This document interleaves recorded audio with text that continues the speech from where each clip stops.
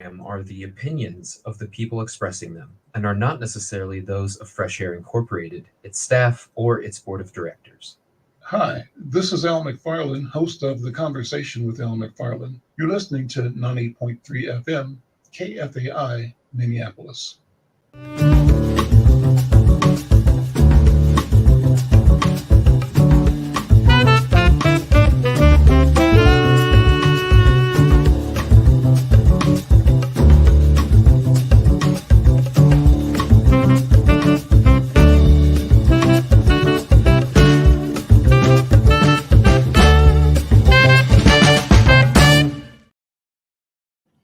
I'm Al McFarlane. Welcome to the Conversation with Al McFarlane. I'm glad to be here. I'm glad to have you along as well. Special thanks to my friends and colleagues here at KFAI and to all of you who are connecting through our social media platforms, YouTube, Twitter, LinkedIn. We're glad to connect. Before I go further, I want to invite you to support the Conversation with Al McFarlane. You do that by going to YouTube Insight News channel and becoming a subscriber, like and share. Our goal is to get about 1,000 people as subscribers to this program, and we want you to be one of them. We want you to tell everybody you know that we're building community, we're building an audience, and that we should all be together in discussing issues of critical importance to our community today, here, and around the world. Well, today is going to be a great program, a special program, connecting with my friend and colleague and one of the great leaders in our community, Spike Moss, around the Nyra Fields-Miller family. Nyra Fields-Miller, the mother of the young man who was killed by the Minnesota Highway Patrol. I'm going to talk about that and get what the family is feeling and saying in the fatal shooting of their son, their brother, Ricky Cobb II, during a traffic stop a little bit ago, July 31st. Also, at the end of the program or beyond that interview, talk with some friends of mine, good people who are interested in championing the question of differently abled people. So Matt Thiede is here along with Beth Blick from a project called Able Media. They got a program that they call Adapt Revolution, and their goal is to be an antidote to hate, to greed, and to ableism, where the D word is disability. So we'll talk about their work, their vision as well.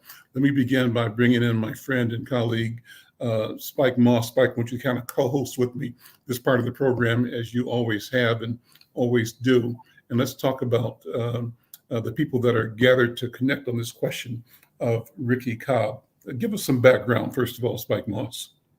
Well, on a given evening, the Highway Patrol stopped him on the highway. I need you to lean into your microphone, lean in so I get a consistent, there we go, yeah. I said on a given evening, the Highway Patrol stopped him on the highway, but it was about a tail light. I don't know if you know this personally about me, but I had already won the battle that you can't stop us for things hanging on our mirrors or tail lights.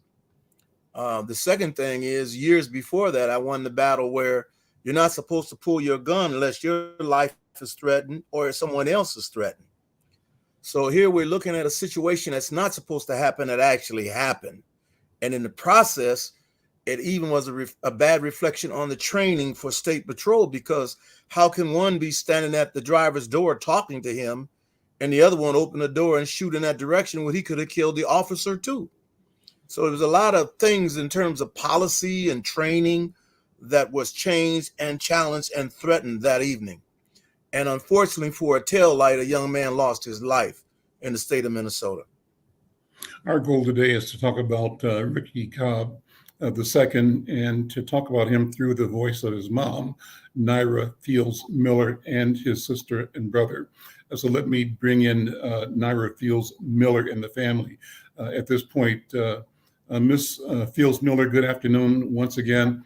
Thank you for being here. So sorry for the loss of the family. Let me start by asking you to tell the world, who was Ricky Cobb II? Ricky Cobb was a really wonderful young black man that worked. He weren't no street runner and problems of society.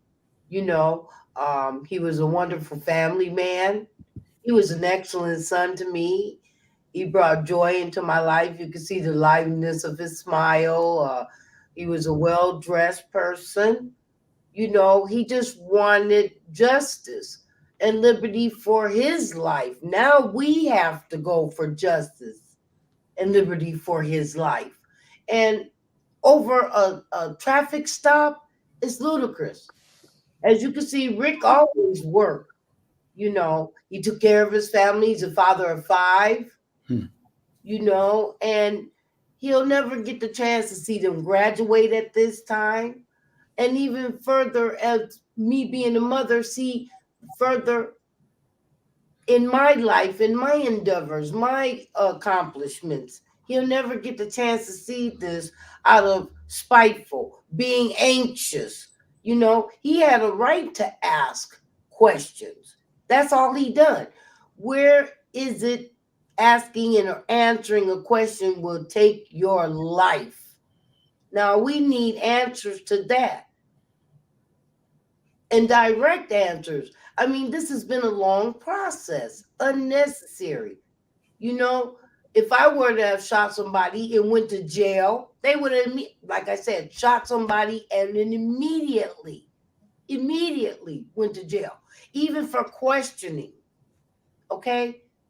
I think it's ruthless that they're taking this amount of time for us to get some answers on my son's death. I'm Al McFarlane. This is the Conversation with Al McFarlane. I'm talking with the family of Ricky Cobb II. And ma'am, why don't you introduce who's with you around the table? Let's broaden the conversation. Certainly. I have Ricky Cobb, as I delivered both of them. I have his twin brother. This is Rashad Cobb. To my left is Danielle Cobb, his sister. Further to my left across the table is Octavia Ruffin, his sister. And we're just really hurt about all of this. So I would like to pass, if you don't mind. Well, sure. Let me talk to brother, twin brother, brother Rashad. Thank you, brother, for being here. I just can't imagine the loss you feel with a twin, a brother, but a twin in particular. That's got to be a phenomenal, painful loss that you're going through. But if you would, walk us through what happened on that night in July when you began to hear about it, learn about it.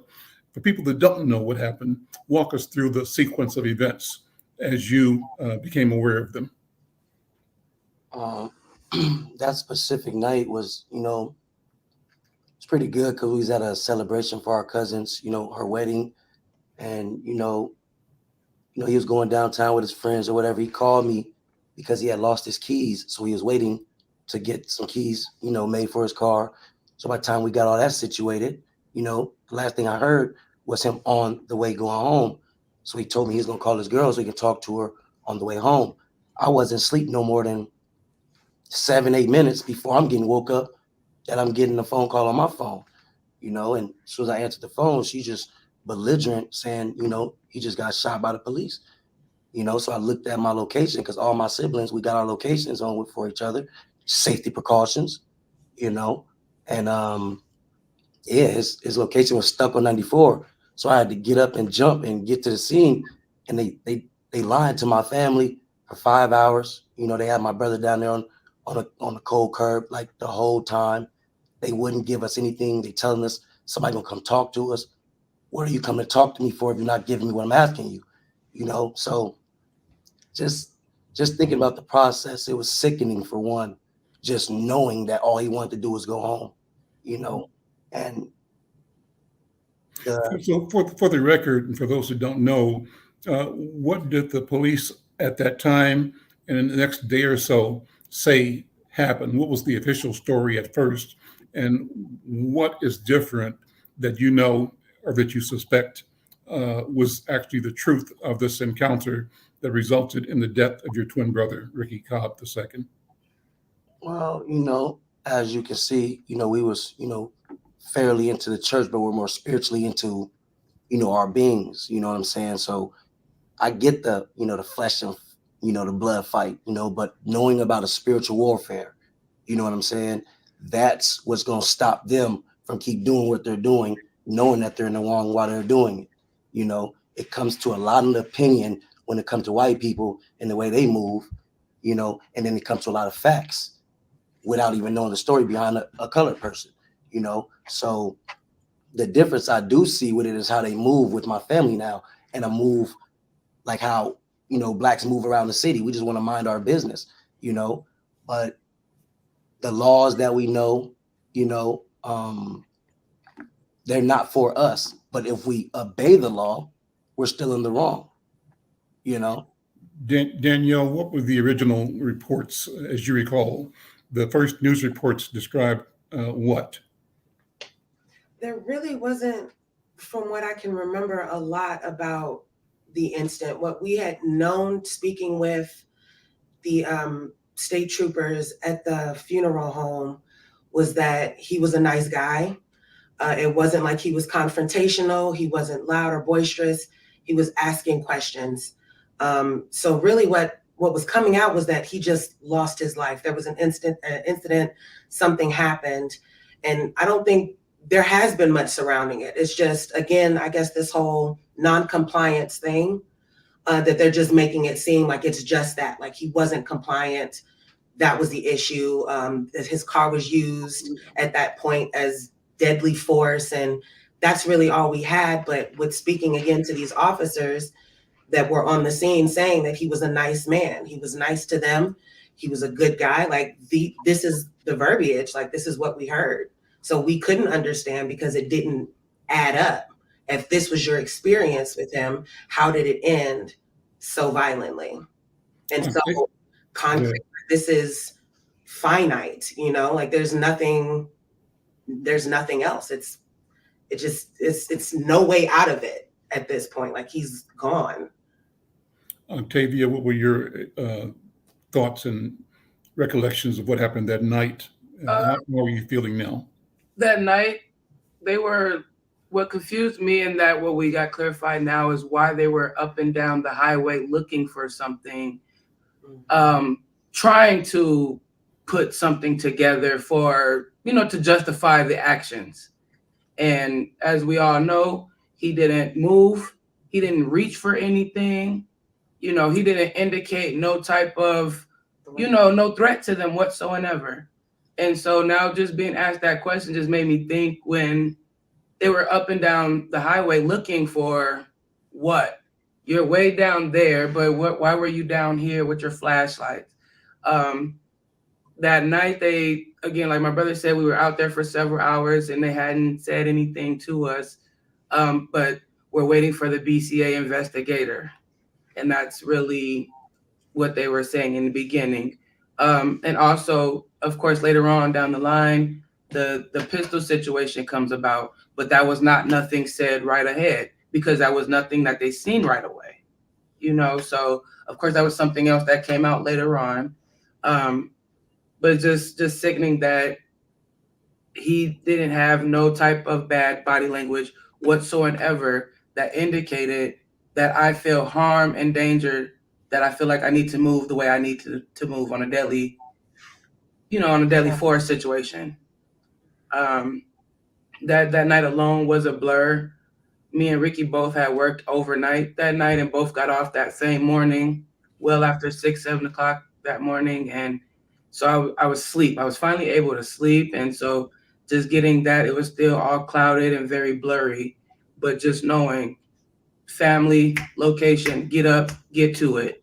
And that's what it was. And then we were just standing there for many hours, and not knowing that even after that, we actually were told that our brother was still outside. I thought he was taken away from the scene. At no given time did I think my brother was out there on that concrete for that long And just to get the video and the sun was up and they just now getting my brother off the ground was sick, you know? And so it was just like, okay. But I do pray and I hope and pray that, you know, we will get justice, not just for Ricky, but for everyone. A change really need to come. Laws should go for everyone. Everyone should be equal. It shouldn't, they're taking too long. We need something done now. They're trying to come up with things to cover up. It's not going to work. It's proof is in the pudding. It's there. It wasn't right. It shouldn't have happened. And there was other forces that could have been taken, or, you know, other things that could have been done. I'm looking at an article in the Insider, and the article headline says the officers involved in the fatal shooting of a black man in Minneapolis never informed him why he had to exit his vehicle. And that's what the body cam footage shows. And as I scroll down the article, the 3 bullets are: one, that a Minnesota state trooper fatally shot Ricky Cobb II during this July 31st traffic stop. The photograph says Trooper Ryan Landegren fatally shot Ricky Cobb II on July 31st, and that is a photograph from the Minnesota Department of Public Safety. The second bullet point says that body cam footage reveals that the officers did not explain to Cobb why he needed to exit the vehicle. And the third bullet point is that Cobb's mother and local activists have called for all 3 officers to be fired. So let me go into that a little bit just to give more background. Spike, let me bring you back in. You know, you've been through this before in challenging how we are treated or mistreated by law enforcement officials. This series of bullet points, what do they mean to you, Spike Moss? Give us context. Well, first of all, they got a blessing. I didn't want them to leave that out. The blessing was the governor wanted them to do it fairly, and the governor and the colonel who was over the state troopers made a decision that this family would get something that's never happened before. They'd be able to see all 4 officers who were there, their cameras. The colonel also said, if I'm going too fast, just tell me, I'll back it up. If you want me to go back over something, they made sure that the family knew everything that happened, every law that was broke. Then at the end, the colonel said something I never heard a chief or anybody say. He acknowledged that that officer should have never pulled that gun and never fired that gun. But the videotapes clearly show the family, their loved one, with his head turned to the left, asking the officer at that window on the driver's side those questions that the family's bringing up now. The response wasn't coming the way it should, and he would come with the next question. But while his head is turned to the left, focusing on getting his questions answered, is when that door opened up. That officer, that's not professional to fire a gun in that direction, another officer standing there. So he was in a hurry to do what he did, and so he did it. But the hardest part of this, Al, is the fact this is the first family to take on a state case. As you know, I took on all city cases. We never had a state case. So this family's at another level, taking on a bigger responsibility. Now, the thing that wasn't said, the county attorney, because it happened in Hennepin County, she thought it was going somewhere else. It was sent back to her. She acknowledges now that she has it, they're not cooperating with her. They're not bringing her the information that they know they have. But the good thing and the strongest thing for all your viewers who watch this, everyone in that room saw the videotapes. It wasn't a capital punishment. It wasn't a jury. It wasn't found guilty and then execute him. None of that happened. This was madness that happened for some reason. And the bottom line to what you said, he should have been the first one fired, not wait till a trial. It's on videotape. And anyone who helped him do that should have been fired immediately. We should be going to court with people who are not even officially officers anymore. You take the badge the way they took Chauvin's badge immediately. When we asked the chief of Minneapolis downtown, can you fire? I asked the question myself in front of everybody. Can you fire those officers? And the chief said, yes, I want them fired. When the mayor came up, I asked the mayor, he said, Spike, I want more than him fired. I want him prosecuted. I want him in jail. This was Derek Chauvin in the Derek Chauvin killing. Yes. Yeah. So this chief, this colonel over the state patrol, he's called the colonel, he took the same position. He said he shouldn't have pulled the gun and he shouldn't have fired the gun. And he said it in front of the family who witnessed him say it. He also went on CNN about a day later and he said it to the nation that he should not have pulled the gun or fired the gun. But because of that law we fought for, you're not supposed to pull that gun in the state of Minnesota unless the threat of someone's life, yours or someone else's. That did not happen. And so, as the family's saying, they were searching for a way to justify the stop, when in fact we've seen the whole video, and anybody who goes to trial gets to see the whole video. That was what about the question of a gun? I think that's what Octavia brought up, that they probably were looking for a weapon. Where does the question of a gun come in, or does it come in at all? The question comes in once they started searching for ways to justify the stop. Oh, it looked like he had a warrant. Okay, he didn't have one. No, you stopped about the light, and then you got messy, and then you got out of hand, and this officer evidently enjoyed what he was doing because he had no reason to up his gun. Nobody's fighting. As a matter of fact, the family will tell you in the videotape, their loved one is still sitting in the seat. He has not moved. He's sitting in the seat. He has not moved towards that officer. He's not moved towards the one outside the window. He's talking to him. So there's nothing there that you could say he didn't come from a crime he already committed. It's just, I'm bored. Tonight's the night. First black person I see, I'm going to pull him over. That's the only thing you could say. And there's no one who's seen it, including the governor, who wouldn't agree with what we're saying. It was an unnecessary shooting. And as you know, Al, because you covered a lot of my cases over the year, almost all the shootings was unnecessary. 99% of my victims were shot in the back. Shot in the back, no weapon anywhere visible on the scene. Even Tycel Nelson, 2 weeks later, they found a gun 2 blocks down. He never went 2 blocks down. He walked out of the house and they killed him there. This is how viciously they lie. That all of a sudden he ran down there invisible, got the gun and ran back to lose his life. No, he got shot coming out of the house right there. And this is the same kind of case. I know that it's frustrating. It's frustrating to the family, but understand they are dragging their feet on purpose. The county attorney's not. She's waiting for the evidence so she can get busy. They're refusing to cooperate. Any laws that we break, we go to jail. Yes. So how do you account for the seeming change of heart from the governor and the colonel to where now the posture of the department is foot dragging? What accounts for that? Well, what accounts for that is, and I've been saying this for years, Al, when you get an application, it says how old are you, how many years you went to school, what kind of job experience you got, what kind of education you got. But there's no box in law enforcement that says, are you bigot? Are you racist? Are you prejudiced? If you put that in that box, you'd stop most of them from getting in that position that this officer is in. Start right there. Because any box they could use on us, do you have a record? Are you a felon? They would use it. Where's the box to stop the bigots in Minnesota from becoming officers of the law? And so when you get together, you start coming together like the Klan. How can we get out of this? And you start trying to come up with ways to lie and see which ways you can protect. They done done all of that. But the one thing this family would tell you, it don't matter what you do. They all saw the videos. They all saw it. The governor saw it. The governor acknowledged he saw it. The colonel saw it. But the colonel said once he saw it, Matter of fact, this family would tell you, when the colonel was telling us in the meeting, he kept trying to cry. He was so disappointed. He was trying to cry. But a lot of officers are not there. And so he's there. He sees the humanity. He sees what went wrong, and he's the boss. But what didn't happen was, why weren't they fired immediately like Show and them were fired immediately? That's what had to happen. Now, the reason I say that, Al, when I bust you, you get suspended with 2 weeks with pay. That's a benefit and a blessing.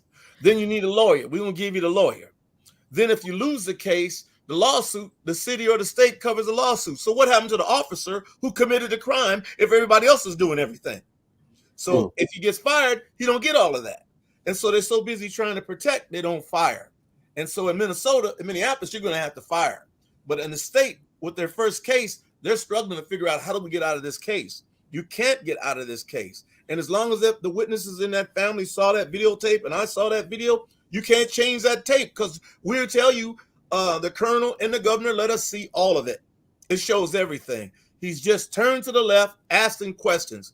But here's the other problem, Al. When you're racist, you don't feel that we as people of color have the right to ask any questions. That's how it escalates. You so-and-so, how dare you ask me a question? That's how it escalates, because they feel that way about us. We don't have the right. It's like when we used to have all our witnesses at the killing.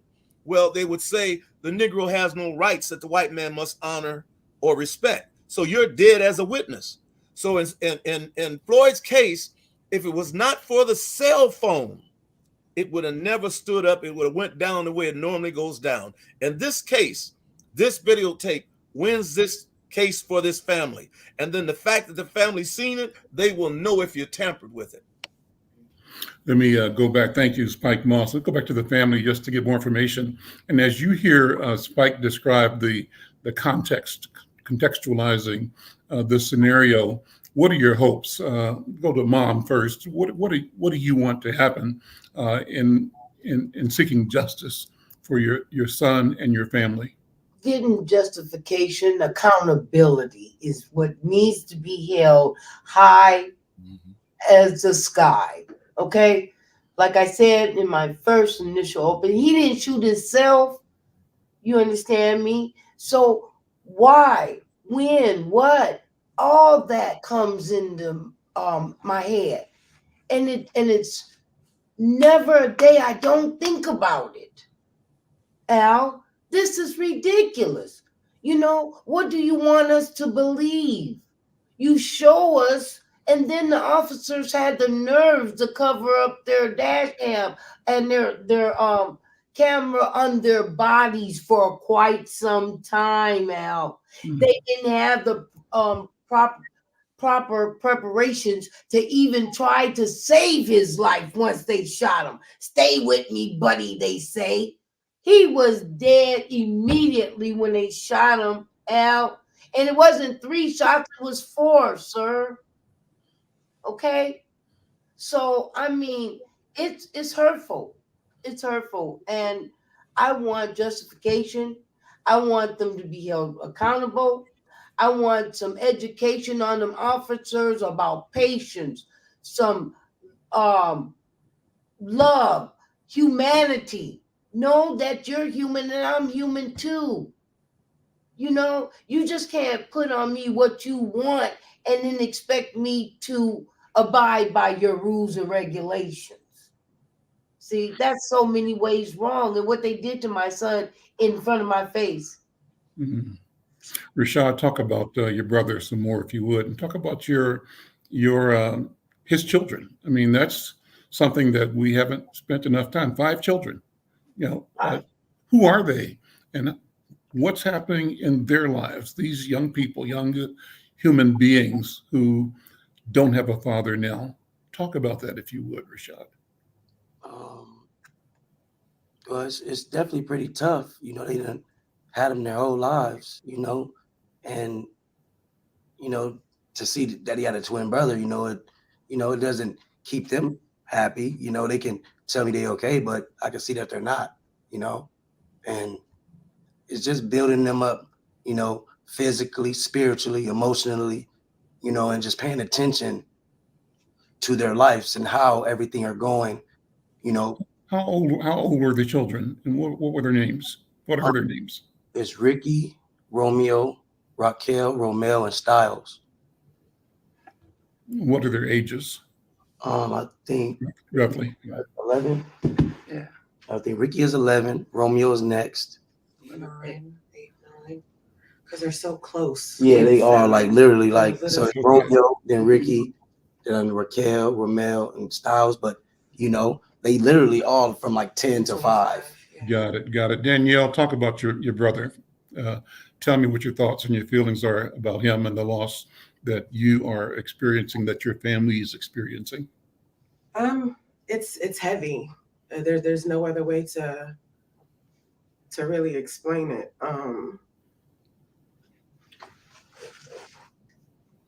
I guess I just know what he was for me. So I see his kids and I see his mother and I see the siblings that he grew up with.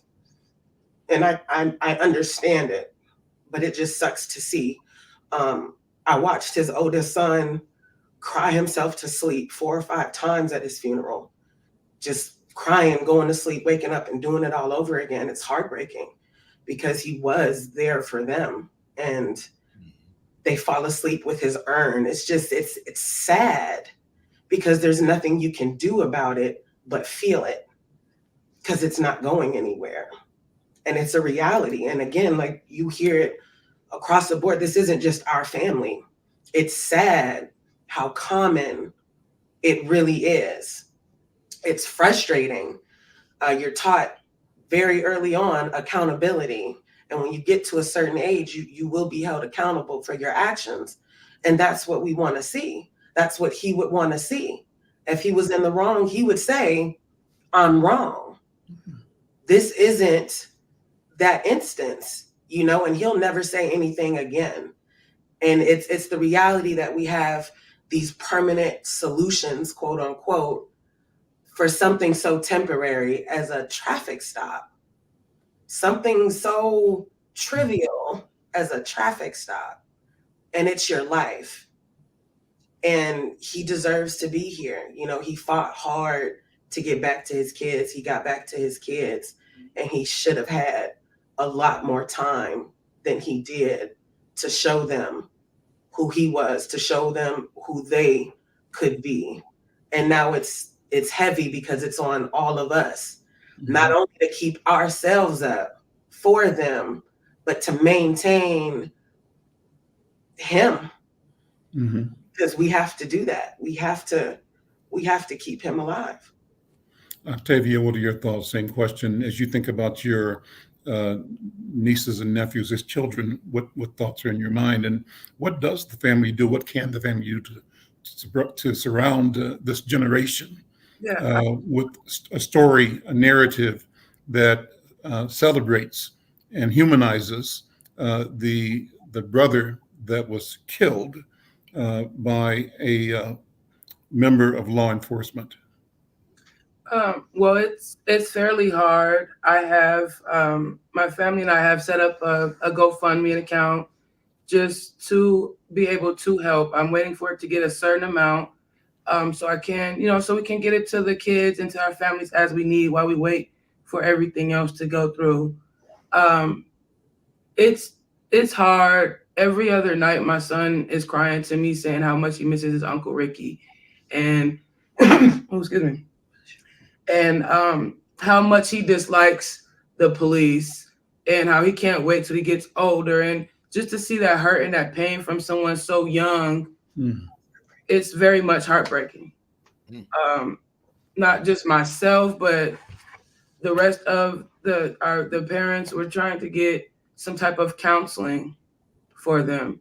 I often do let my son know, like, it's okay, babe, we can't distinguish the good cops from the bad cop. You can't go around hating every single cop you see because an officer of law, murdered your uncle, And so I explain that to him, and he just cries, and it's hard. So I could just imagine, as with my son just being Ricky's nephew, how his own kids are feeling that their own father isn't there to give them a better understanding to help them forth with life. But we have a GoFundMe account set up that is, I do know my brother was a very good financial support for his family. And so that is the least I feel like I can do, because the emotional I can't do, the physical and the mental, I have my own physical and mental situation I have to get through. So I'm not, and the power of prayer, and I pray. And at this time, I feel like that's the only thing that will be able to help us all as a community, as a family, as a generation that's hurting, to continuously keep going through something like this. It's sickening, but that is what I feel at this time that I'm able to do until we get to a part where we're able. I do have a memorial set. I'm looking to get a bench built on 42nd and Lindell, where I have gradually put flowers and balloons, and I host certain things up there for people to come and enjoy. And that is something that'll keep. My mom and I, we were never the family that went to grave sites to sit and everything, but to have this memorial site in this area where people could come and put flowers and come and enjoy themselves and speak to the skies and just enjoy each other on 42nd and Lindell, that is something I have set in my mind to get this fall set up. I know with the winter coming, it usually tears down everything. Sure. But for the spring of next year, make sure that there's flowers up there. I have a request put in to get a bench built up there. There's a tree there for some shade. And I invite my community, I invite our family, I invite our friends, anybody who want to go up there and put flowers down just for a memory. That's our memorial site that I do keep up. Mike Moss, let me bring you back in to wrap this section of the program up. You know, I'm listening, and you know this more than anybody else, the impact, the trauma that our families individually and that we collectively experience. It's not new, unfortunately. It's not new. And too often the society, the system fails to acknowledge the trauma it imposes on us.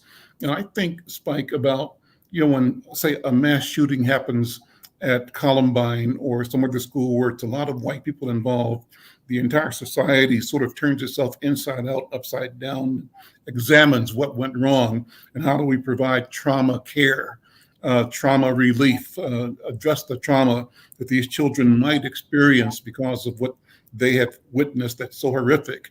But too often, when the trauma occurs in our community, the trauma occurs to us, it's as if, what did you expect?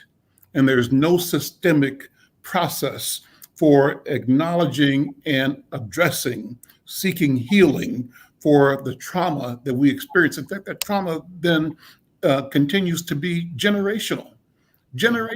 And it's a trauma that we've experienced from the beginning that continues today. So what do we need to do, Spike Moss, to, number one, look at the impact of trauma on this family in particular and on all of our families in general? What do you think, Spike? Well, in the state of Minnesota, because it happens so often, we need to go ahead and research how we're going to set up our own trauma centers, because it ain't going nowhere no time soon. Right. And we need to be talking to one another, helping one another. I think it's great that she's doing a memorial, but that's also our responsibility to, what are your needs? What can we do?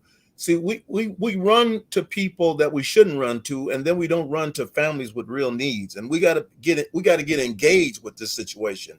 First of all, I'm very proud and respectful of the fact that the family is standing up for themselves as a family. A lot of us don't even do that.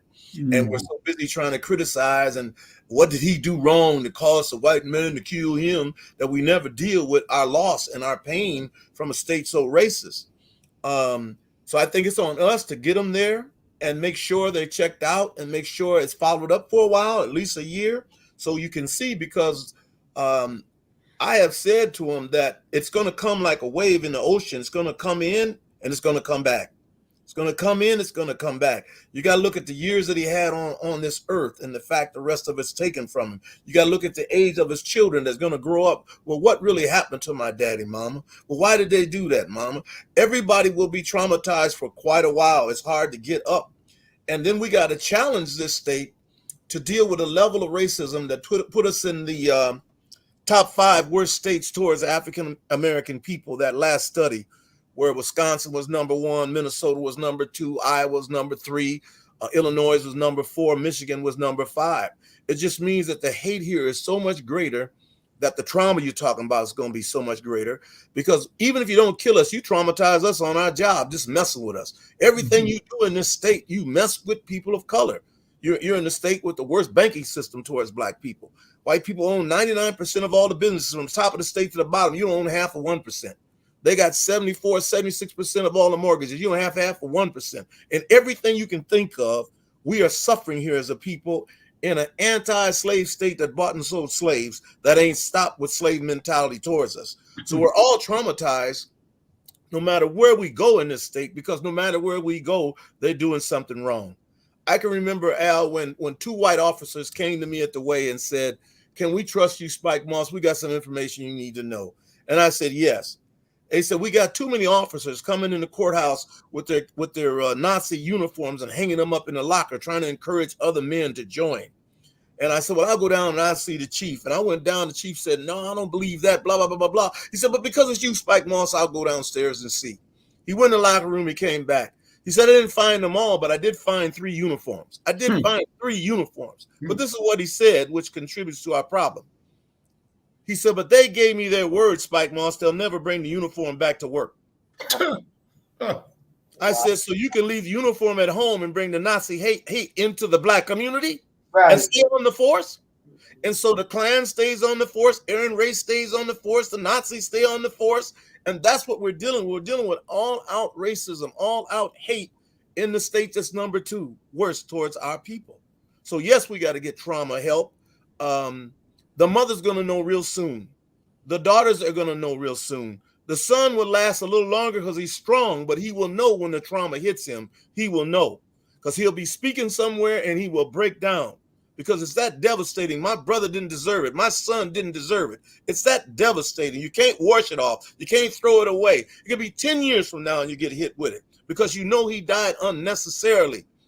In my mind, Al, these people had moved from lynching us to trees to just gunning us down wherever they want. We have to close it right there. Spike, thank you so much for being an advocate, for giving context. Thank you to the family for your courage, and our condolences to your family for the loss. But I want to lift you up and lift up the courage that you must summon and demonstrate in every moment, and lift you up for your commitment to seeking and attaining justice for Ricky Cobb II, for yourselves, your family, his children, and for human beings. That's what this is all about, is how do we defeat ignorance, bias, racism. And it takes one family at a time.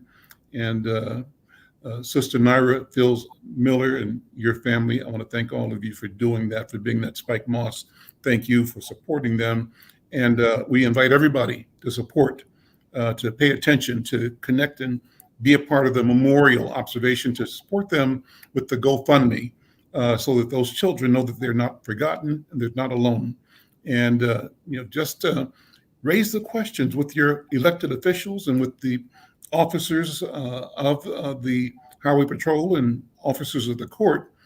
Tell them you want justice. You want justice for Ricky Cobb II. I'm Al McFarlane. This is the Conversation with Al McFarlane. We'll continue in just a second after this note from Minnesota Department of Health. Are you or someone you know recovering financially from the COVID-19 pandemic, the lockdown, or any other reason? If so, help is available. Findhelp.org is a site to find a wide range of resources, including food, medical care, and more.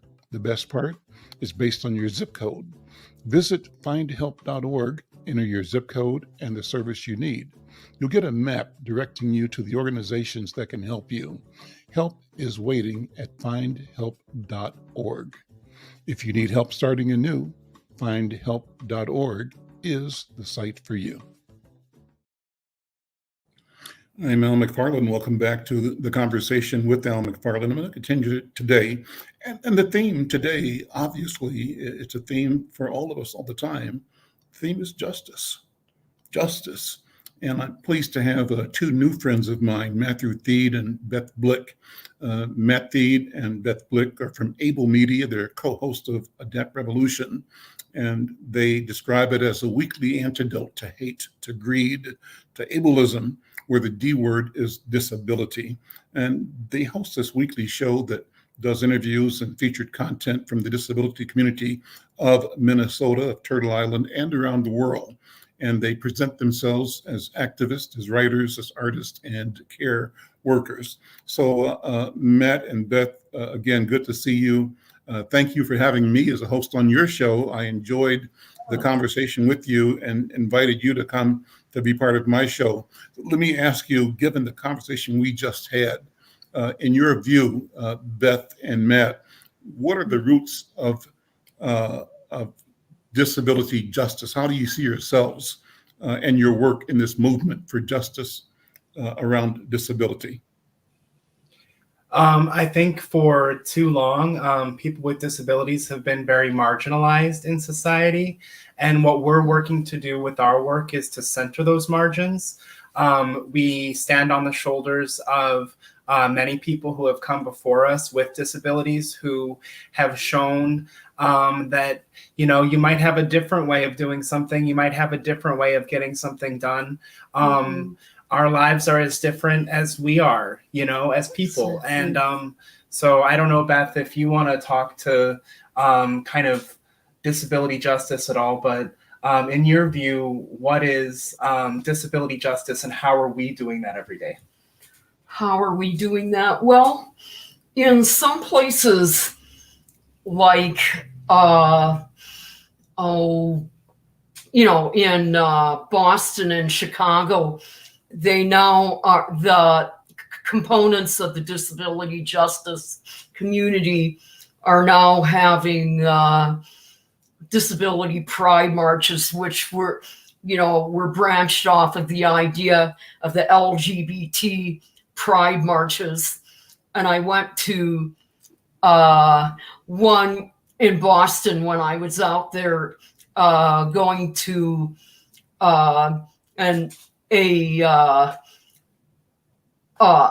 something that had to do with honoring Audre Lorde, who was dealing with breast cancer before she passed away, who was Black lesbian feminist. And I never really got to know her. I, you know, had gone to and seen her at National Women's Studies Association conferences. And I really liked and admired her a lot. And I took some time out of there. They had paid for me to go to that.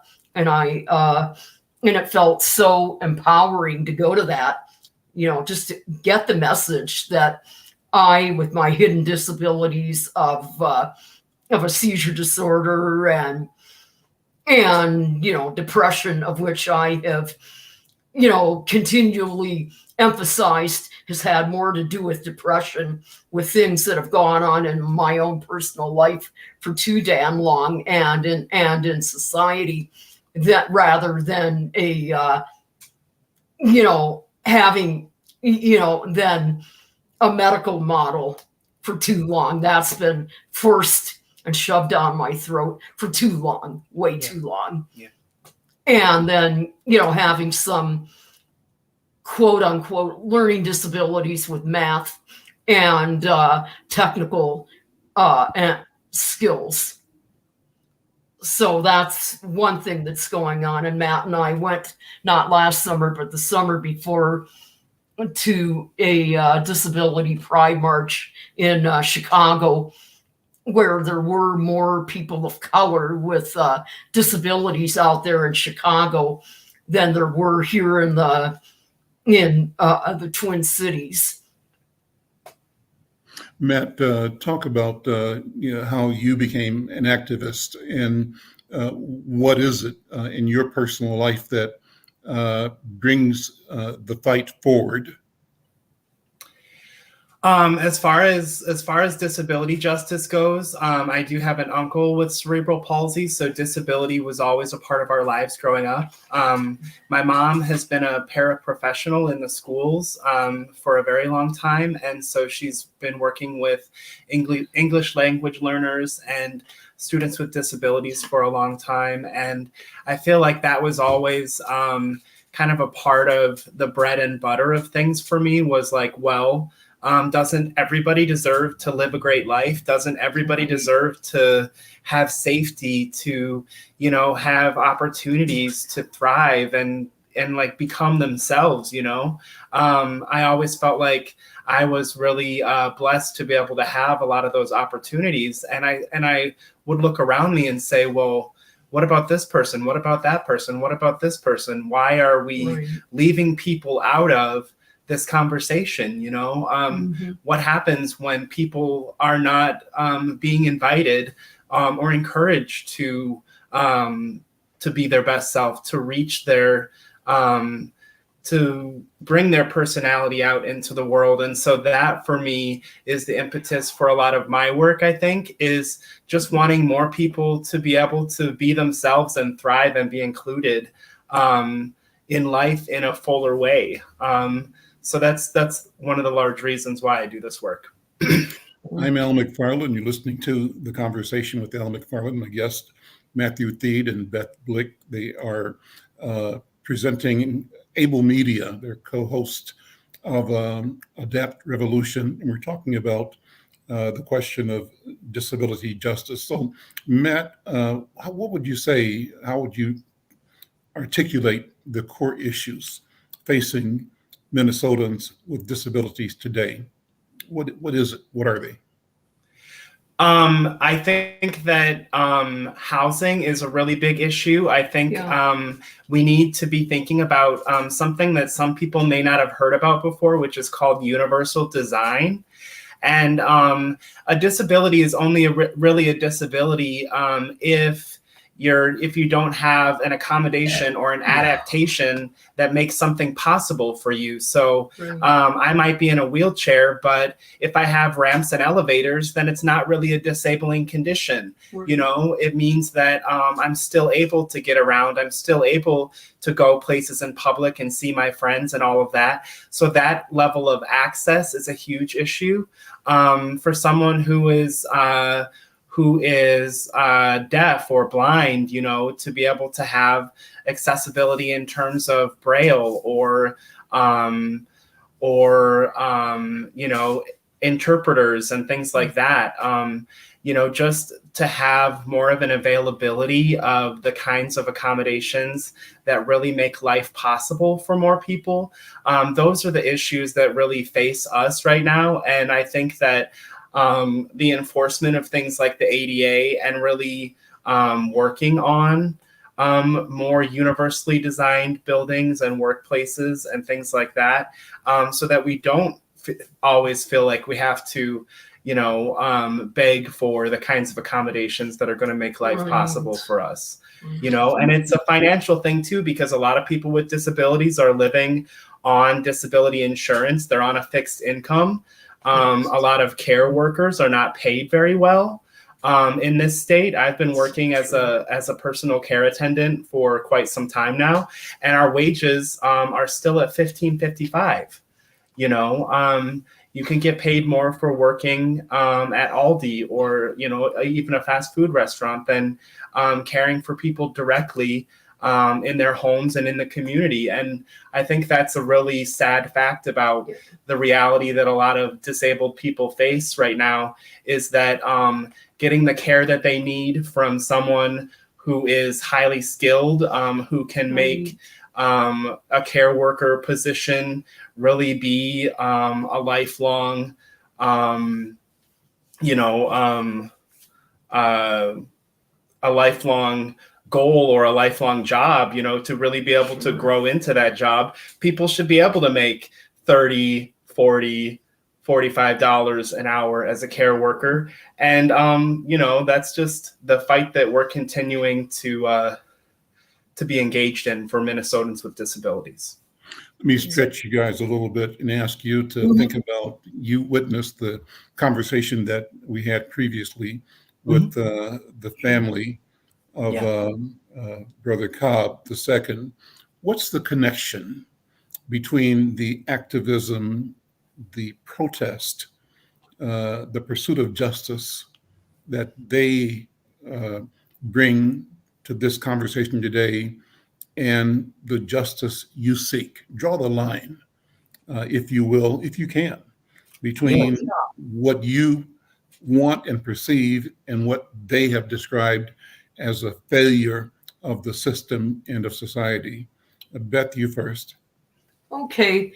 Yeah, I think, you know, that we too have been and are victims of police brutality as well. And there are people of color with disabilities, such as one autistic person who had lived in Brooklyn Park, who was Black, who I wish I could remember his name, of whom I think it did get into the regular corporate news, of which a group that I no longer have anything to do with CUABG that had worked on that. So that, it definitely is an issue. And and then there, I always hear or read about people of color with the mental health issues who wind up being killed by police.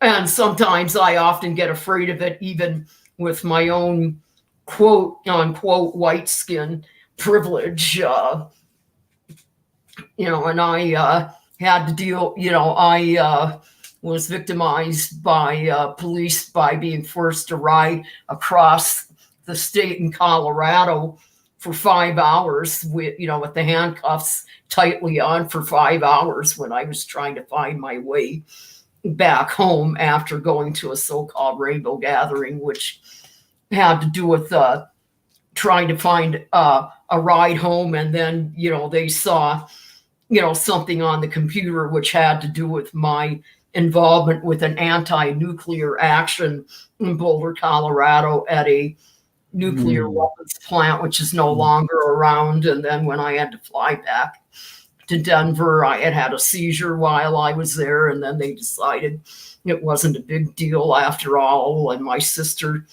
had to pay my bail. And at that time, there were no cell phones. It was really ridiculous. I didn't exactly have anybody in the anti-police brutality movement, shouting to free me, or, shouting to get police jailed who had killed George Floyd. But you felt the weight. You felt the weight of the system against you at the moment. Yeah, I did. You felt it, and you recognized it. Matt, what do you thought? What's the connection from your point of view when you hear Al McFarlane and Spike Moss talking, and the family of this young man who was murdered by a cop?